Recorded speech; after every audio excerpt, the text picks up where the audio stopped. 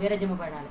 అమ్మవారి వదన శరత్కాల పూర్ణిమా చంద్రుడే, పరిణత చరచంద్ర వదన, సౌందర్యలహరిలో 7వ శ్లోకం, రాకేంద్ర వదన, లలితా సహస్రనామం 314. మరి అటువంటి అమ్మవారు తన వదన చంద్రులతో వెన్నెలలు జరజుమ్ముతూ మహేశ్వరుని కనుల కలువలకు మహాదానందాన్ని కలుగజేయదా. పంచభూతాల అవసరం లేకుండానే మహాకామేశునికి తన కళ్ళు తనలోంచే పుడతాయి.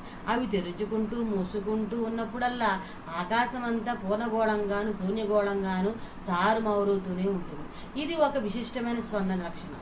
ఆకాశం ఇలా పూర్ణగోళంగా ఉన్నట్లు కనిపించి శూన్యగోళంగా అనిపించే లక్షణం నిజంగా అసలు అక్కడ గోళం ఉండే లక్షణం, ఈ 2 లక్షణాలు కలిపి సత్యము అవుతుంది.